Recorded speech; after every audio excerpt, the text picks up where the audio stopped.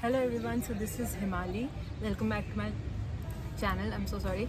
I am actually creating a video after a long time, but I was actually pretty much active on YouTube Shorts, and I was also there posting on Instagram, writing posts. So I've been pretty much active. Just I think this is a long video that I'm coming up with after a long time, and also that I also took a course in between right after I posted my last video. So it was a short course on zodiacs, and it's a master class in itself on the elements, the different zodiacs. So it's a nice course, and you can actually buy the pre-recorded classes that I have. I do not have a lot of lectures. I just have 4 lectures onto it. So it was a 4-lecture program. If you're interested, do let me know and I'll share the links with you. Of course, it's a process. You have to buy this class. So coming back to today's topic, there are 3 things that led me to make this video. One is that it rained in my place. I know it's raining all across India, but it rained here, and it's Monday and I'm wearing white. Can you make a guess which planet I'm going to talk about? I feel like Dora the Explorer. Yes, you're right. It's Moon. So, we'll start with the story of Samudra Manthan. We'll not get too involved into the details. If you remember, sage Durvasa cursed, and cursed whom? Lord Indra. Why? Because there is something that happened by mistake. It was carelessness by Lord Indra that led to Durvasa giving a curse to Indra, and actually that led to downfall, or you can say weakening of the power of these suras, which are devtas, which are the gods, right? All are 7 planets in the system, and because of this, the whole Samudra Manthan happened. So this is the pretext of the Samudra Manthan. Now, when you go ahead into the story, you realize that for this, all the lords cumulatively went to Lord Vishnu and had took a plead that please, you have to take care of this because we're sort of losing on in our powers, and Lord Vishnu had a plan for it. Henceforth, you've got Samudra Manthan. But in the story of Samudra Manthan, there were ratnas, like all the jewels that came out of when the churning of the ocean was taking place. So it's actually, churning of the ocean is not actually churning of the ocean, it's churning of the consciousness within us. It's the consciousness, Chetana, that never dies, that has no right and that has no wrong. It is just always very neutral. That Vivek, that consciousness is what the churning was all about. And in that churning, actually there was poison that came out, and there was also Amrit that came out, and in that there was Chandra. So there was Dhanvantri, and there were all the other Eravat, other Ratnas that also came out, but one of the Ratnas that was there was Lord Chandra himself. Now Lord Chandra is very interesting because Lord Chandra also got a curse, and the curse that was given, the curse was given by Daksh Prajapati. Now Daksh Prajapati was a king, and he had 27 daughters. These 27 daughters are actually our constellations. They are the nakshatras in our Vedic Jyotish system. And so the promise was that you can be my son-in-law, you can have all of my daughters, the 27 of them, but you would have to be equal to all of them. So as a father, this is what his all request was, and Chandra accepted the offer, and that's it. They were married off. But Chandra being Chandra, the emotional attachment took Chandra to its downfall. We'll discuss in details. That emotional attachment led him to make Rohini one of his favorites, and there were certain reasons to it. Like Rohini would never ask, as a wife, would never ask him about where is he going, what is he doing, or all those generic things. Would not pester him much, you can say in short language, and just because of that on like a lot of servitude nature and just a lot of pleasant and calmness. It's also said that moon exalts in that same nakshatra, like at its peak. It's because of all of these things. So because moon felt a lot of stability there, and no wonder that moon exalts in the sign of Taurus. It sort of debilitates in the sign of Scorpio, because Scorpio is where it doesn't find its moon doesn't find any of its stability. But we'll come back to all of that later, and we'll focus on now. Daksh Prajapati had cursed Lord Chandra that your wholeness, this charm, this beauty of the fullness that you keep, that of a moon, this won't be there with you forever. You would go in, like your light would start to diminish, and this is when Lord Shiva intervened. And when Lord Shiva came into the picture, he said that this is too much. Like, I'm just going to tell you in my language. So much is not needed. What we would rather do is that we'll sort of modify this curse, and when we modify it, we'll make sure that the fullness is there, but so is the darkness. Henceforth, moon emerged as the waning and waxing, emerged with its waning and waxing phases. And then that crescent moon was placed upon the matted hair on the right above the forehead, the head, but on the hair of Shiva. And henceforth, what is the signification of Lord Shiva having that crescent moon on his head at the end of the day? Well, that crescent moon is symbolic for new beginnings. It is symbolic for growth and clarity, right? Because now moon you can take as there's a lunar cycle that moon has to it. What is lunar cycle? Anything that is related to our psyche.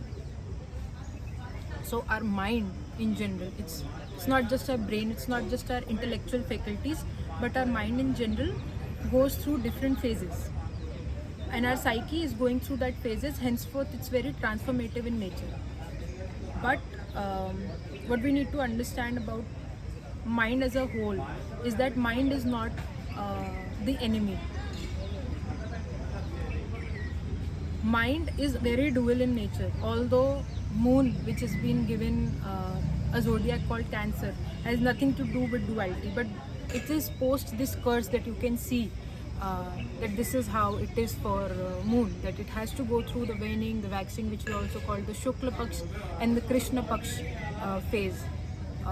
So Shukla Paksh is when it is growing towards full moon, and Krishna Paksh is when it is growing towards a new moon. But at the end of the day, it is just that you cannot see the light, but the light is always there, essentially. And what is this light? Where is this light coming from? Well, the moon takes its light from sun. Both moon and sun are givers by nature, right? But like sun, even being a royal entity, has its own problems. So does the moon. And because we're talking about moon today, the problem of the moon is its mind. It's mind that goes through these many phases and cannot understand where am I, right? This duality confuses the being. And well, this is where the picture of Lord Shiva comes into, right? Because Lord Shiva is essentially consciousness, Chetna, Chit. And yeah, I'll take a small break now. And just like be still. Take a small breather. I can see a person, he's actually a bartender, and he's doing all these tricks with the bottle.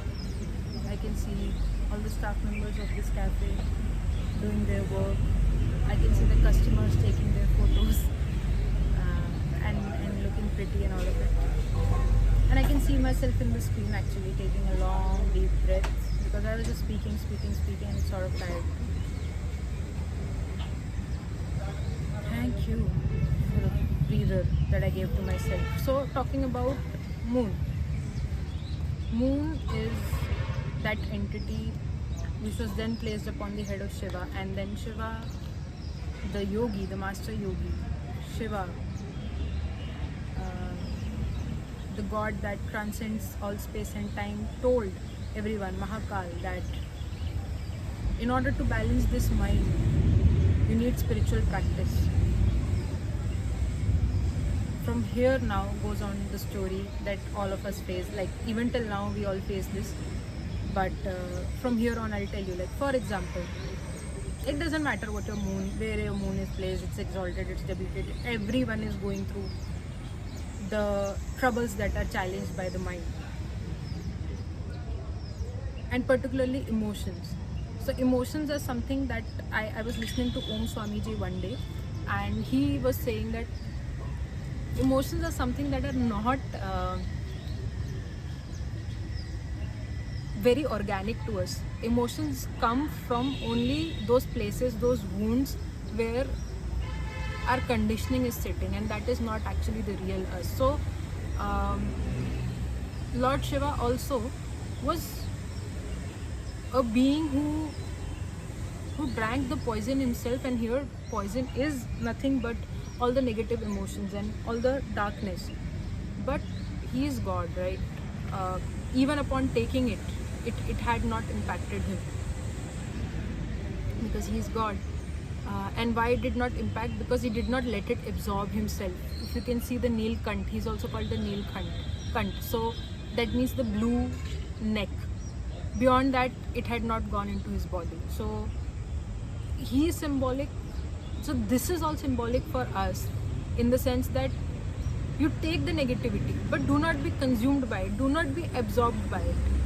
I mean, to some extent you'll be absorbed, but you cannot be completely consumed by it. That is what he's trying to teach. And then he's also trying to teach us Tandav. Like, why is he doing Tandav? What the dance of destruction? That's because, I mean, there are a lot of connotations to it, but one of the connotations that come to my mind, because see, moon represents our emotional body, right? We have a physical body, and there are different bodies actually. There's what we call Sthul Sharir and this and that. There was this diagram that was given to me by all these bunch of meditators, and it was like your aura expands till here. So yeah, there are different bodies. Okay, I cannot remember anything, but what I can tell you is that I'm prepared for the topic that I want to speak today, and that is emotional body. So emotional body is something that that is, yes, all of the bodies are related to each other, and it's all a part of our aura, yes. But now this is the body that is not supposed to be given to anyone else, and that is what Lord Shiva is trying to teach us. That you know, like people are saying these days on Instagram and everywhere that तुम्हारे हिस्से जहर आया था तो अमृत भी आएगा, and all of that. That is because that is the transcendental nature of life, that there's nothing which is permanent, like water.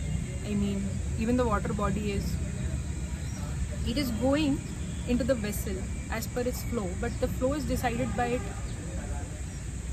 Henceforth, the mind also is experiencing states of happiness and sadness, but there is something which is Shiv, which is your consciousness, which cannot be created, nor it can be destroyed. It's our soul. I mean, it's very much related to our soul, and the happiness and sadness just keeps on happening. So apart from this, the Tandav that I was talking about is actually him expressing his emotions. Lord Shiva, as a father of entity of mastering the emotional body, is trying to teach us that you have to express your emotions. You cannot suppress them. Sorry, I got a little bit distracted in between. I think from 12 minutes till now, but yeah, I'm back to it. You cannot suppress your emotions, because they're not suppressed. They're not meant to be suppressed. So that is also one of the lessons. But you cannot be consumed by happiness, and you cannot be consumed by sadness. That's another thing. And actually I had some notes, so just a second. I will just see if there's anything that I've left out. Yeah, so there's Shiva's grace is to regulate the emotional cycle, and apart from that, yes, chakra. It's a very important topic, and I just love how the sun is like the clouds have gone and the sun has come. I just love the weather today. Yeah. So talking about the chakra, have I? Yes. One last thing about Lord Shiva is that.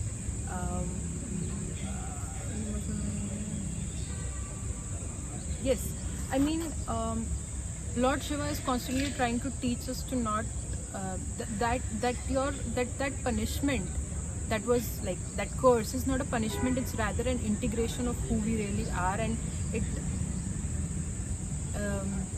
that leads us into constant remembrance of the Supreme Consciousness. And yeah, so Swadhisthana. So we have all the 7 chakras, and in that we have got the Swadhisthana chakra, which is also called the sacral chakra, which is right above the root, which is right above the Mooladhara. So that talks about actually. So this was taught to me by my meditation teacher. I'm not a regular meditator by the way, but Swadhisthana, like Swa ka adhishtan karna, खुद को establish करना. And if you see, the element of it is water. That is why moon is associated with Swadhisthana chakra. And when you see, as your emotional body, if you're stuck, your gut goes for a toss. When you are emotionally dependent upon people, your gut goes for a toss. When you have these codependency patterns, your gut goes for a toss. If you're overcoming codependency, and if you're overcoming a lot of these struggles of understanding who I am as an identity, and not because I attach myself to my partner, I attach myself to my girlfriend, boyfriend, I attach myself to my family, I attach myself to my brother or sister, henceforth I don't know who I am. This is one of the common themes that everyone goes through. So but more or less in romantic relationships this is experienced. So coming back to Swadhisthana chakra, the sacral chakra is always going to be in a lot of problem if you have these codependent patterns and you don't know who you are. So in order to heal this water element within you, you have to get in touch with your own emotions. You have to address them. You cannot suppress them. You have to let them come up. You have to not be consumed or defined by them at the end of the day. And then when all of this is done, you have to now see who you are, because there will be a lot of old gunk and garbage that will be sitting in the bottom of all of it, and you have to just really establish Swa ka adhishtan karna, really establish who you are. And yeah, for this, I mean, because it's water element, so it's often and 70% of our body is actually water. So out of all the bodies, it is most important for the emotional body to be not damaged. And you can see what happens to people when they're in relationships. You can see what happens to people when their mother passes away, or somebody just departs, leaves the physical body, जिसे बोलते हैं शांत हो जाते हैं, चले जाते हैं. And of course it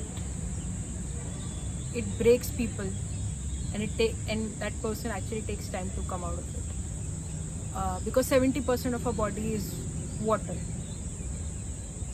How do you give time to your emotional body, and how do you regulate this body? You surrender yourself to Shiva. You surrender yourself to all the practices done in order to, I would not say appease Lord Shiva, because he's already appeased, and he doesn't need all of it. He's called Neelkant, he's also called Bholenath. There are so many different names to it, and there are also so many different forms that he has, but just sticking to his Rudra form, and Rudra are essentially the tears, right? So this also this thing that I learned by my teacher, that he says that you have to cry whenever, if you want to make any of the matters of moon and where it is sitting come to completion, you have to cry. So always addressing your emotions and always addressing yourself holistically is what you have to do. when it comes to emotional body. So in order to heal your Swadhisthana chakra, be near water bodies, or when you are taking baths, use some water therapies, like maybe usage of Epsom salt, or chanting of certain mantras while you are taking bath, because water is highly programmable. And in fact, like, we all take therapy, right? And I am not one of those who would say that I have not gone and that will impact my image. Seeking help is one of the best things in life. And when I sought help, you won't believe what my counselor ma'am had told me. And then I also went ahead and did a small course. So she's also like my mentor and teacher, and psychology mentor and teacher. And she said to all of us, and also to me in one of the sessions, that always charge your water and drink it. If you are negative and if you're speaking negative things and that water is kept around you, it's actually getting programmed. So if you want to do something in reversal to your body, even if you don't believe it that you can be successful, start saying that I'll be successful, charge it with all the success and might, and then drink it. Say that, I'm grateful, even though you're not grateful and you're finding it pretty hard. And these things are actually going to work out. I have seen it in a lot of people, and I do not call any of this crazy. I do not, and I won't. So that is the magic of water. That's the magic of the life that we live in, and miracles happen. There was this very beautiful line that I'll share in the shorts, and I hope you liked my video. If you liked it, please give it a thumbs up, and definitely leave some comments. And if you want to get in touch with me, then I do have an Instagram, and I am also available on YouTube, but I'm a little less available on Instagram. I'm more over here. Just leave me comments, and maybe just drop me an email, or then get in touch on Instagram. Sometimes the new requests I really cannot see on Instagram. Yeah, so Om Chandraya Namaha. Take care.